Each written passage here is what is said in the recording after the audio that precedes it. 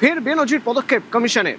দেখা গেল সেই কাক ভরে সাপ্লিমেন্টারি তালিকা প্রকাশ করালো, অর্থাৎ এই তালিকায় যাদের নাম আছেন তারা এবছরই ভোট দিতে পারবেন, অর্থাৎ আগামীকালের যে ভোট সেই ভোট তারা দিতে পারবেন। ভোটের শেষ দফা চূড়ান্ত সাপ্লিমেন্টারি তালিকা সুপ্রিম কোর্টের নির্দেশে আজ ভোরে প্রকাশ করা হলো। বুথ ভিত্তিক তালিকা প্রকাশ করে কমিশন জানালো কার নাম বাদ আর আগামীকাল কার ভোটাধিকার। শেষ দফা 142টি আসনে ভোট। এই 142টি আসনের মধ্যে শেষ দফায় ভোট দেবেন প্রায় 3,22,00,000। সেক্ষেত্রে সাপ্লিমেন্টারিতে কতজনের নাম রয়েছে এবং কতজনের নাম বাদ পড়লো, সোমরাজ আছে আমার সঙ্গে। সোমরাজ, একটু সংখ্যা তত্ত্বের হিসেব নিতে চাইবো, অর্থাৎ কত সব মিলিয়ে তাহলে ভোটার হলো যারা আগামীকাল ভোট দেবেন, কত বাড়লেন আর কি? দেখো, দ্বিতীয় দফার যে ট্রাইব্যুনাল তালিকা, অর্থাৎ ট্রাইব্যুনালের নিষ্পত্তির পর যে সুপ্রিম কোর্টের নির্দেশে আজ ভোরবেলায় যে সাপ্লিমেন্টারি তালিকা নির্বাচন কমিশনের তরফে প্রকাশ করা হয়েছে, সেখানে 1468 জনের নাম চূড়ান্ত ভোটার তালিকা অন্তর্ভুক্ত করা হয়েছে এবং 6 জনের নাম ডিলিটেড, অর্থাৎ 1468 জন তারা চূড়ান্ত ভোটার তালিকায় যুক্ত হলো এবং 6 জন বাতিল হলো। তাহলে মোট ভোটার সংখ্যা কত দাঁড়ালো? দেখো, নির্বাচন কমিশনের তরফে যে তথ্য দেওয়া হয়েছে, আগামীকাল 142টি আসনে ভোট গ্রহণের জন্য এই ট্রাইব্যুনাল নিষ্পত্তির আগে পর্যন্ত ভোটার সংখ্যা ছিল 3,21,73,837 এবং তার সাথে অবশ্যই 1468 জন ভোটার যারা চূড়ান্ত ভোটার তালিকা অন্তর্ভুক্ত হলেন তারাও ভোট দিতে পারবেন, কিন্তু এর মধ্যে থেকে আবার 6 জন বাদও পড়লেন। ফলত সব মিলিয়ে ভোটার সংখ্যা এই 142টি বিধানসভা মিলিয়ে যে 3,21,73,837, তার সঙ্গে 1468 জন তারা আগামীকাল ভোটে ভোট দিতে পারবেন। নির্বাচন কমিশনের তরফে এই চূড়ান্ত দেওয়া হয়েছে। ধন্যবাদ।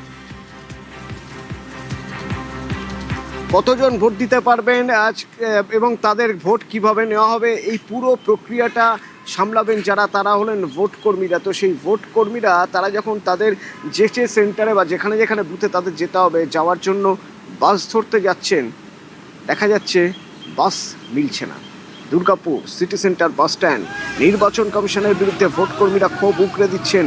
অর্পণ, বাস কি একেবারেই নেই, নাকি অনেক সময় পরে বাস আসছে, নাকি কোথাও একটা সমন্বয়ের অভাবে ভোগান্তির শিকার হতে হচ্ছে বলে তারা মনে করছে? দেখো, একেবারে ভোটে ডিউটিতে যাওয়ার জন্য যে সমস্ত কর্মীরা রয়েছে, অর্থাৎ ভোটের যে কর্মীরা যারা বিভিন্ন জায়গায় বিভিন্ন জেলায় যাদের দ্বিতীয় দফায় ডিউটি পড়েছেন, তারা যখন দুর্গাপুরের সিটি সেন্টার বাস স্ট্যান্ডে এসে পৌঁছায়, তো তারা রীতিমতো ক্ষোভে ফেটে পড়েন এবং বিক্ষোভ দেখাতে দেবেন, কারণ পর্যাপ্ত বাস নেই। যদি বা কয়েকটা হাতে গোনা বাস রয়েছে, সেখানে কিন্তু বসার কোনো নির্দিষ্ট জায়গা নেই। প্রায় 4,500-এর বেশি কিন্তু ভোট কর্মী রয়েছে, তারা বিভিন্ন জায়গায় কার্তিক থেকে আরম্ভ করে বিভিন্ন জেলায় তাদের ভোট কর্মী তারা তাদের ডিউটি করেছে এবং তাদের সময় মতো ভোট কেন্দ্রে পৌঁছাতে হবে।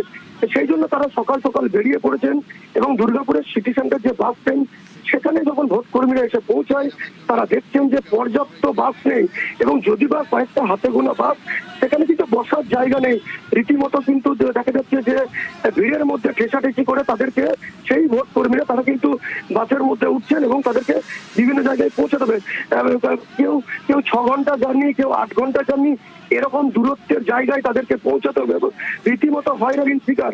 অবশেষে কিন্তু ক্ষোভে ফেটে পড়লেন এবং নির্বাচন কমিশনকে কিন্তু রীতিমতো কিন্তু তারা দায়ী করছেন এবং পর্যাপ্ত পরিমাণে বাস না মেলায় তারা ক্ষোভ দেখাচ্ছেন। অবশেষে কিন্তু তারা বিভিন্ন বাসে করে তারা কিন্তু কষ্টের মধ্যে দিয়েও আমরা ভোর 5টা থেকে দুর্গাপুরে এসে বসে আছি, কোন রকম বাসের ব্যবস্থা এরা করতে পারেনি। বাস দিয়েছে, এখন আমাদেরকে কাকদ্বীপ যেতে হবে। আমরা পৌঁছাতে সন্ধ্যা হয়ে যাবে। আমরা ডিউটি করবো কিভাবে, ওখানে অ্যাটেন্ড করবো কিভাবে?